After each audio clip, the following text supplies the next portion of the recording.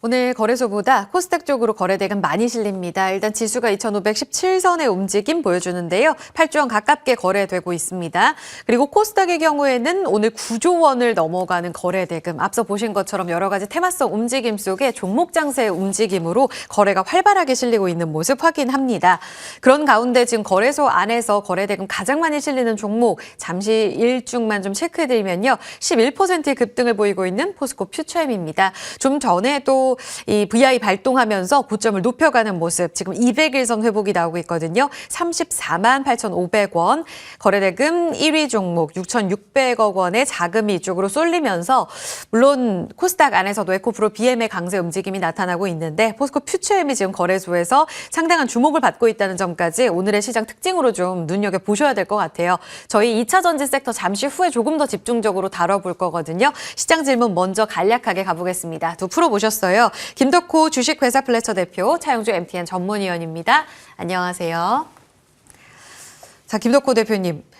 지난주까지 코스피가 5주째 올라왔어요, 주간으로. 코스닥은 3주째 상승. 이번 주에 그 상승 바톤을 받아가면 참 좋겠는데 그 흐름 자체가 누군가가 해석하기에는 나쁘지 않다. 저희 지난주에도 이런 해석들을 양면에서 많이 받아봤어요. 오늘 장도 힘이 나쁘지 않다라고 보시는 분들이 계실 거고 지수만 놓고 봤을 때는 좀 재미없다고 보시는 분들도 계실 거예요. 어느 쪽이세요? 쉬어가는 장이라고 봐야겠죠. 지난주에도 말씀드렸다시피 이번에 이제 장세가 이제 말 그대로 한국 시장에 대한 특히 이제 반도체 시장을 기반으로 해서 굉장히 많이 긍정적인 시그널들이 나오고 있는데 일단 중요한 점은 결국 이제 미국 시장에서의 소비 활성화 계속 꾸준히 되느냐를 추적을 해야 한다고 말씀을 마찬가지로 드렸었고요.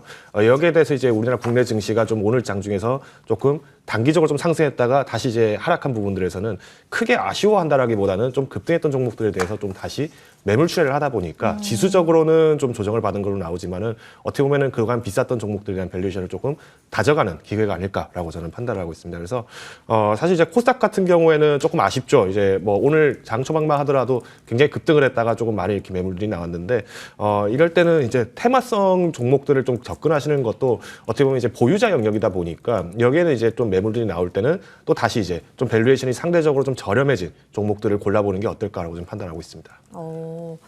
지금 미국장도 다시 한번 다우가 역사적인 신고가 부근까지 올라와 있고 S&P 500도 마찬가지입니다. 직고점까지 도달하는 이런 힘들을 보여주는 가운데 누가 이끌었나 봤더니 빅테크가 아닌 시클리컬이나 그동안 소외받았던 종목들이 많이 올라왔거든요. 우리도 그쪽에 좀 기회가 있는지도 봐야 될 것 같아요.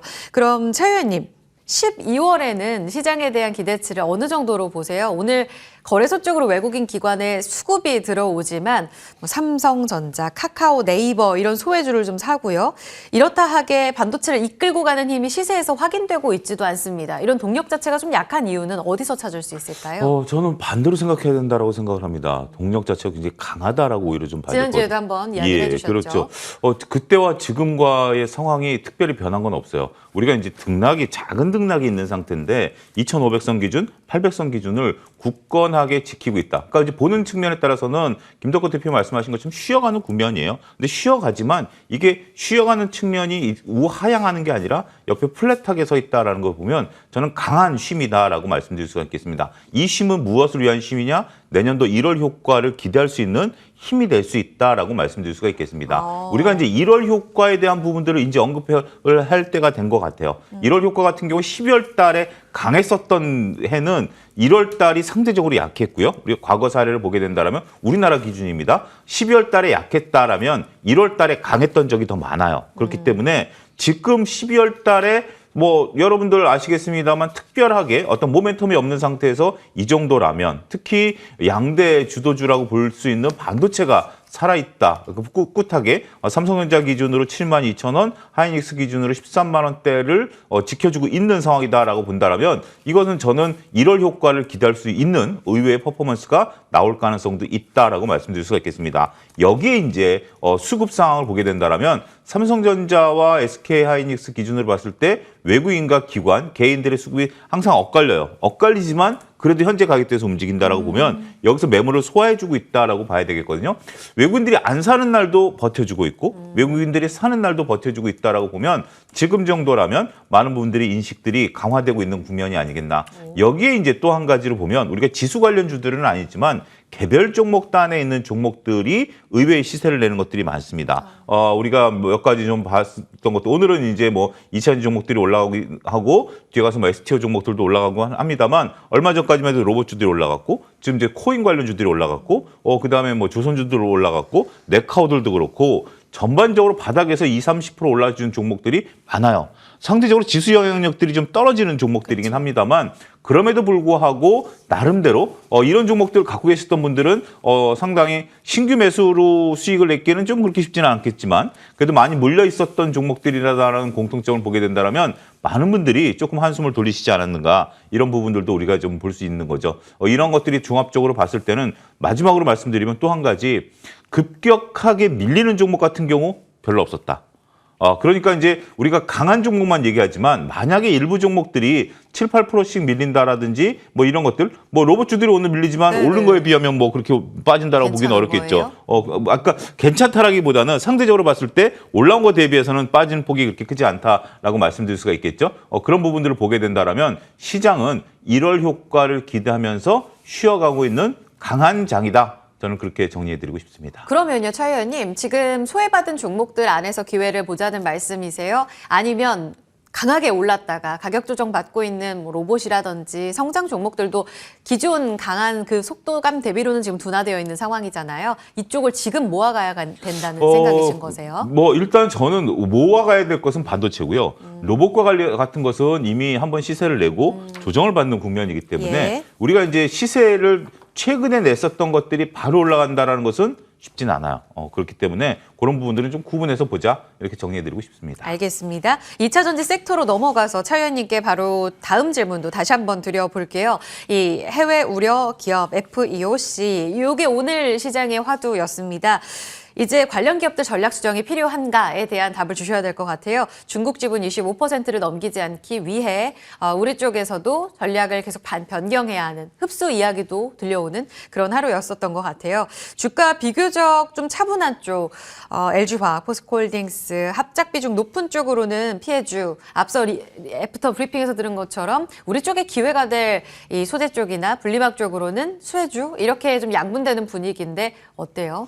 해외 우려 기업에 대한 개념부터 여러분들이 좀 아셔야 됩니다. 미국 같은 경우 전략 물자에 대해서는 해외 우려 기업이다라는 것들을 통해서 이건 미국 내 규정이에요. 근데 반도체에 대해서는 이미 밝혔어요. 근데 2차 전지에 대해서만 밝히지 않았었던 상황인데 이제 2차 전지도 이제 뚜껑을 딱 열었습니다. 그런데 25% 지분을 중국과의 지분 넘으면 보조금 배제되는 건데 저는 생각보다 그렇게 나쁜 조건은 아니다라고 봐요. 아예 중국을 배제한 게 아니라 25%까지 지분을 인정한 거 아니겠습니까? 결국 이거는 우리만의 문제가 아니라 중국도 미국에 수출하려면 24%라든지 20% 정도 지분을 낮출 수밖에 없는 전략적인 부분들이 되는 거예요. 중국 입장에서도 미국 시장을 버릴 수는 없겠죠. 따라서 저는 지금 당장 우리나라 일부 기업들이 피해다라고 피해다라는 건데 저는 전략적으로 미국에 팔기 위해서는 우리와 중국이 적절한 선에서 타협을 볼 가능성도 있다. 라고 좀 말씀드릴 수가 있겠습니다. 그전에는 지분을 우리가 이제 다양하게 가져갈 수밖에 없었던 것들이 바로 이게 해외 우려 기업 발표가 안 됐었어요. 반도체는 작년에 발표됐는데 그렇죠. 이건 1년이나 넘게 시간을 끌면서 오히려 다른 뭐 기업들이 대비할 시간을 안 줬는데 이제부터 대비할 시간을 전 준다라고 봐요. 그래서 오히려 다른 쪽의 수혜를 본다 이거보다는 지금 현재 우리가 잘 알고 있는 이러한 기업들 쪽에 있어서의 오히려 이것 때문에 밀린다. 그러면 저는 오히려 매수 관점이다. 그리고 그 다음에 우리가 지금 이제 그 상대적인 강세를 보이고 있는 종목들도 여전히 강할 수 있다라는 측면에서 본다라면 이거를 악재로 해석한다라는 측면과 반대로 보셔야 되지 않을까 말씀드릴 수가 있겠습니다. 상대적으로 강한 쪽이라면 분리막 전액도 포함이 될 것 같거든요. 예, 그렇습니다. 맞죠? 그것도 뭐 포함이 되고요. 네. 그다음에 그것은 이제 따라가면서 트레이딩 하셔도 되고 그다음에 약한 쪽을 내가 모아간다라고 본다라면 여전히 그 비율은 변한 법이 없다. 이렇게 말씀드릴 수 있겠습니다. 김덕구 대표도 여기에 공감하세요. 오늘 분리막 전액 확실히 좀 수혜주 쪽의 움직임이 포착이 되면서 엔캠, 솔브레인 홀딩스, SK 아이테크놀로지, 첨보 다 강세 움직임으로 마감될 것 같거든요. 일단 이제 마찬가지로 위원님께서는 그래도 25%의 지분율을 인정하겠다라는 부분을 긍정적으로 해석하셨는데 저는 오히려 이제 원래 50%의 지분율을 예상을 하다 보니까 좀 상대적으로 좀 오늘 시장에서는 조금 악재로 볼 수 있겠다라고 좀 예상을 하고 있습니다. 왜 그러냐면은 지금 이번에 이제 IRA에서 결국에 말했던 부분들이 중국의 지분율을 얘기를 하는 건데 말 그대로 미국 입장에서도 절대적으로 뭐 중국의 지분율을 아예 없는 기업들을 찾는 것은 사실상 불가능한 걸 알고 있을 겁니다. 그러다 보니까 25% 이하로 내려가는 것은 사실 쉽진 않지만 미국 입장에서 이번에 이런 강한 결단을 내렸던 원인들도 결국은 이제 지지난달까지 있었던 미국의 자동차 노조 파업을 한번 고려해 보시면은 왜 이런 현상이 나왔는지를 어느 정도 유추할 수 있지 않을까 판단을 하고 있습니다. 일단은 이제 자동차 노조가 이제 임금 인상을 요구를 했는데 그러다 보니까 사실 미국 자동차 기업들에 대한 수출력이라든가 기술력들이 많이 보전이 돼야 됩니다. 그런데 사실 지금 유럽 시장을 공략하고 있는 게 중국 자동차 시장들이 굉장히 많이 저렴한 가격으로 이제 경쟁을 하다 보니까 여기에 이제 지원금을 받지 못하게 만든 게 어떻게 보면 미국에서는 산업을 살리는 방안이라고 볼 수 있겠죠.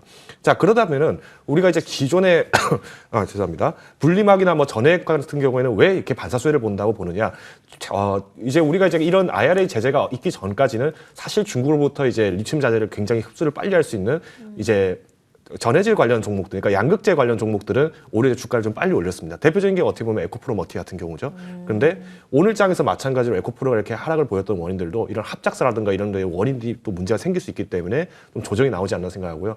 반대로 이제 분리막이나 전해액 같은 경우에는 이제 실제로 이제 미국 내 현지 공장을 이제 운영하는 기업들이라면은 오늘 좀 상승폭이 좀 더 자극적으로 나오지 않나 보고 있습니다. 대표적인 게 이제 SKIT인데 이제 SKIT 테크놀로지인데 네. 여기도 마찬가지로 지금 이제 11월부터 해서 지금 사무실을 이제 조지아주에 마찬가지로 이제 지금 오픈을 했습니다. 근데 이 조지아주에 어떤 게 있죠? SK온에서 운영하는 공장 배터리 공장이 1기, 2기에 또 있기 때문에 결국은 이제 시장 캐파를 늘리는 데 있어서의 SK 측에서의 의지를 확인하고 있다라는 움직임을 오늘 좀 주가가 많이 올라간다 해석을 하고 있고요.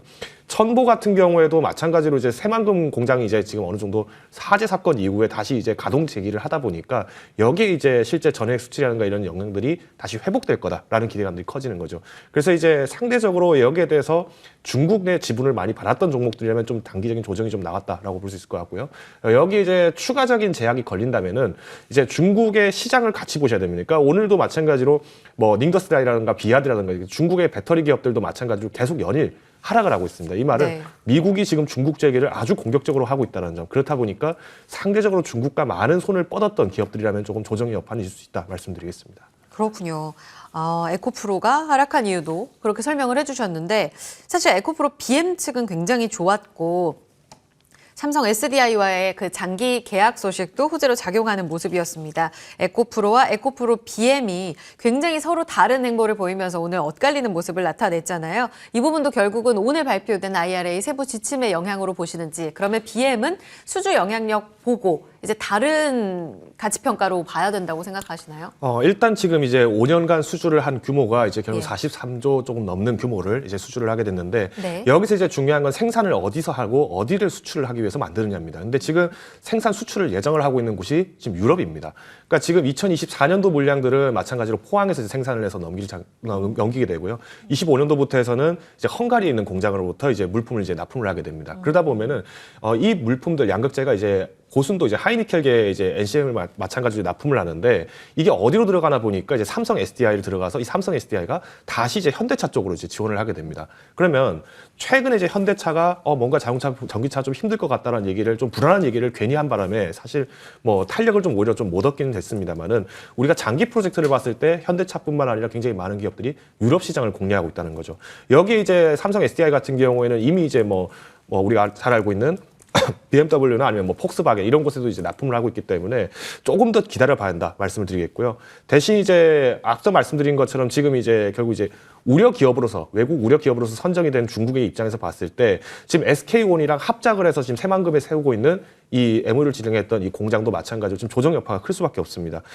이미 이제 GM 그러니까 우리가 과거 이제 에코프로 머티를 마찬가지로 세울 때도 이 GM이 마찬가지로 지원을 했었는데 이번에 새만금에 들어갔던 3월 달이죠. 3월 달에 MOU 착수한다고 1조 2천억 가량을 이렇게 투자를 했었는데 여기에 49%가 GM이 갖고 있습니다. 그러다 보니까 과연 이제 에코프로랑 SK온이 여기에 대해서 자금력을 좀 더 확보한 상태에서 이걸 투자를 과감해서 지분을 밀어낼 것이냐 이게 이제 관건이 된다고 저는 판단하고 있습니다. 어렵네요. 그 변동성적인 측면에서는 기회를 어느 정도로 보고 계시는지도 궁금하거든요. 짧게만 더 여쭤보도록 할게요. 오늘 포스코 퓨처엠도 지금 막판에 좀 불을 뿜어내듯이 시세를 폭발적으로 보여주고 있는데 이쪽의 이유와 함께 전략에 대한 코멘트 주실 수 있으세요? 김 일단 대표님? 간단하게 말씀드리면 오늘은 어떻게 보면은 이제 그동안에 이제 이 법안에 대한 IRA 법안에 대한 부분들에서의 특혜들이 이제 좀 베일이 벗겨졌다 정도로 나올 수 있을 것 같고요. 네. 뭐 물론 여기에 대해서 주가는 뭐 단기 중에 계속 변동은 나올 수 있다고 판단을 하고 있습니다. 다만 뭐 보유자분들은 이제 굳이 뭐 무리하게 매도를 하실 상황은 아니라고 저는 판단을 하고 있고요. 특히 이제 주요 전략을 이제 북미 향해서 이제 유럽 향, 그러니까 구대륙으로 이제 전환을 했다는 점들이 상당히 긍정적이다. 그리고 이제 구대륙에서 중동 지역으로 더 넘어가는 확장 속도가 어떤 기업이 빠르냐를 조금 이제는 뭐 우리가 흔히 말하는 옥석 가리기를 좀 하셔야 되지 않을까 판단하고 있습니다. 그 옥석 중에 하나라는 말씀이신 거죠? 네, 그렇습니다. 알겠습니다. 네, 포스코 퓨처엠까지 이야기 들어봤고요. STO 쪽 보겠습니다. 특징주적인 측면에서 갤럭시와 SM 포함해서 K옥션 오늘 상한가로 마감 앞두고 있는 상황이고요. 오늘 상한가 종목이 꽤 많네요. 9개 중에 3개가 또 이 STO 관련한 종목입니다. 물론 코인 쪽도 큰 범주에서는 포함이 되겠죠. 갤럭시와 SM 3거래일 만에 또 한 번 상한가. STO가 지금 증권거래소 계속해서 신고서를 제출하는 이런 모습들과 함께 이 토큰 러시 시장이 커질 거다라는 기대감인데요. 지난주에 처음 나왔을 때 좀 자리를 잡는 데까지 꽤 시간이 걸릴 거다. 물론 그 전까지는 기회가 있을지언정 이 시장을 산업으로 보기 좀 어렵다라는 말씀하셨는데 어떻게 보세요? 지금 기회적인 측면에서 여전히 좀 크다고 보세요? 일단 이 기회적인 측면으로 본다라면 나름대로 트레이딩 구간에는 지금 진입했다라고 좀 말씀드릴 수가 있겠습니다. 지금도 유효하다고 보세요? 지금 일단 지금 여기에 이제 관심이 있기 때문에 트레이딩 관점으로 볼 수 있는 것은 관심이 좀 몰려 있을 때다라고 말씀드릴 수가 있겠죠. 지금 이제 다양한 기업들이 이제 증권 신고서를 제출을 했고 갤럭시와 SM이 가장 먼저 이제 상한가를 갔죠. 그것들은 K 옥션이 됐던 서울 옥션이 됐던 이런 것들이 STO를 발행하면 STO를 거래해야 되는데 그거 이제 거래를 담당하는 게 이제 갤럭시와 SM이 될 것으로 보기 때문에 이 부분에 있어서의 어떤 부가적인 그 양면에 있어서의 어떠한 기업들이 하든지 스스로가 이제 된다라고 하는 거죠. 오늘 일단 제가 리포트 돋보기 시간에 오전에 이제 서울 옥션을 말씀을 드렸는데 지금 이제 서울 옥션 같은 경우 저희가 조금 놓쳤던 부분들 중에 하나가 미술품을 담보로 해서 약 18억 정도 대출이 나가 있는 상태입니다. 네. 그런 상태인데 이 18억 정도 대출을 이제 STO를 통해서 유동화시킬 수 있다라고 볼 수 있겠죠. 그러니까 기존에 이제 미술품을 갖고 계신 분들이 이 자산을 유동화하는 방법은 그림을 매각하던가 아니면 그 대출을 받는 이런 상황이었었죠. 그런데 이것을 STO를 함으로써 자산 유동화를 하게 된다라면 숨어있는 자산 유동화가 생각보다 많아질 수도 있다라는 부분들로서 보면 STO 시장이 활성화될 수도 있겠죠. 단 이 산업이 크기 위해서는 좀 더 많은 것들이 들어와야 된다라는 게 첫 번째 전제 조건이고 두 번째는 가격 변동성이 있어야 된다라는 것들이죠. 그런데 이 가격 변동성은 경기와 맞물려 있는 상태이기 때문에 우리가 크게 기대하기는 어려울 것 같아요. 자, 어찌됐든 정리하자라면 초반에 이런 것들에 대한 시장 활성화, 그 다음에 우리가 지금 앞서도 언급하셨다시피 위메이드가 강세인 토큰 그 블록체인 시장이 강세거든요. 미국에서 블록체인에 현물 ETF가 생긴다라는 거기 때문에 우리나라 기준으로 5천만 원이 이제 넘어선 상황, 이런 것과 맞물리면서 코인 시장에 대한 아류, 뭐 이런 인식들도 좀 있는 것 같아요. 그래서 이런 것들이 이제 제도권으로 들어온다, 뭐 이런 뭐 얘기들도 있는 것 같아서 일단 기대감이 뿜어져 있을 때는 지금 현재로서는 트레이딩 구간에서는 가능하다. 하지만 이것을 장기적으로 보게 된다라면 네. 그것은 조금 거리가 있다. 이렇게 정리해드릴 수 있겠습니다. 네, 마지막 특징주 차 의원님께 드리고 관심주로 갈게요. 대한해운, 흥하해운, 대한해운 HMM 상승세. 지금 BDI가 다시 한번 3,000포인트를 넘어서면서 앞서 미국장처럼 산업, 경기와 민감한 종목들 우리 시장 안에서도 꽤 오랜만에 바닥을 다지고 올라오는 모습을 보여주고 있습니다. 대한해운 개별 호재까지 있는데 이쪽 추가적으로 더 갈 거라고 보세요? 저는 이번 호재는 물론 전체 매출의 3% 정도밖에 되지는 않습니다만 PCT 시선이다라는 자동차 운반선이거든요. 네. 이건 자동차 운반선은 자동차만 운반하지 다른 건 운반할 수 없습니다. 근데 지금 BDI 지수를 말씀하셨는데 우리가 네. 볼 때 BDI 지수와 컨테이너 지수만 보지만 PCT 시선 지수가 따로 있어요. 근데 지금 이거는 절대적으로 양이 부족해요. 전 세계적으로 지금 현재 전기차라든지 물동량이 늘어나야 되는데 이거는 자동차용 선박이기 때문에 마음껏 지을 수 없다라는 한계가 있어요. 네. 그렇기 때문에 이 운임이 단가도 세고 안정적으로 매출을 일으킬 수 있다는 측면에 있어서는 저는 긍정적인 뉴스다라고 말씀드릴 수가 있겠고, 또 하나 지금 HMM에 대한 매각 이슈를 제외하고 전 세계 해운주들이 조금 꿈틀대고 있어요. 미국이 내년에도 5%대 경제 성장을 하게 된다? 그러면 여전히 우리가 여러분들 기억하셔야 되는 게 작년에 중국과 미국이 사상 최대 무역을 했어요. 그러니까 이제 우리가 반도체라든지 조금 전에 얘기했던 전기차 이런 거 말고 일상용품에 대한 어떤 무역은 규모는 아직까지 유지되고 있다는 측면에서 본다라면 해운주들 여전히 바닥권에서 이것도 숨은 주식이다, 올라오는 주식이다. 저는 그렇게 정리해드리고 싶습니다. 네, 마지막 관심주 듣고 정리합니다. 김덕호 대표님, 게임주 가져오셨습니다. 네오위즈. 네, 지난달에도 아마 위메이드 가져왔었는데 이번에 좀 좋은 실적들이 나왔는데 네. 사실 이제 게임 종목들이, 게임 산업들이 이제 지금 지난 11월부터 해서 반등을 빠르게 하고 있습니다. 근데 이제 빠르게 반등할 때 조심하셔야 되는 거는 결국 실적이 중요한데, 뭐 이제 말 그대로 공매도 금지를 하면서 올라온 종목들에 비했을 때는 네오위즈가 강한 부분이 어떤 부분이 좀 강한지 소개를 좀 드리고자 합니다. 일단 이제 3분기 실적을 발표를 했습니다. 이제 매출 같은 경우에도 뭐 57%가 성장을 했었고 영업이익은 280%가 넘게 성장을 했었는데, 여기 이제 효자 업종이었던 게 어딘가 살펴보니까 콘솔, PC 업종이었습니다. 그러니까 우리가 일반적으로 게임하면은 뭐 카카오 게임즈처럼 모바일 부분에서 뭔가 특혜를 많이 볼 거라고 생각을 했는데, 뭐 이번에 피해 거짓이 이제 지난 9월에 런칭이 되고 난 이후부터 본격적으로 매출 견인을 굉장히 상당히 잘했었고, 특히 해외 매출을 탄탄하게 만들었습니다. 이번에 이제 11월에도 마찬가지로 런칭을 했던 이제 산나비 같은 경우에도 2020년도에 이제 정식 출시를 했던 스컬과 굉장히 유사했는데, 네. 이 대작들의 흥행들이 굉장히 좀 기대가 많이 되고 있다는 점을 좀 보시면 될 것 같고요. 내년 2024년도에는 이제 우리가 뭐 잘 아는 뭐 보노보노라든가 네. 뭐 이런 일본의 유명 애니메이션 IP들을 네. 이제 가져와서 네. 지금 이제 출시를 또 앞두고 있기 때문에 기대가 많이 된다 말씀을 드리겠습니다. 그래서 가격은요? 지금 보유하셨던 분들이라면은 뭐 굳이 섣불리 매도하실 필요는 없다라고 판단을 하고 있고요. 뭐 혹여나 조금 장기적으로 투자를 하시면서 부담 있으신 분은 손절가는 22,000원, 목표가는 내년 상반기 기준 4만 원 제시를 드리겠습니다. 네, 지난 200일선까지의 회복력 보고 있습니다. 네오위즈 목표가, 손절가 4만 원, 22,000원 정리해드릴게요. 두 프로 함께했습니다. 차영주 전문위원 김덕호 대표였습니다. 고맙습니다.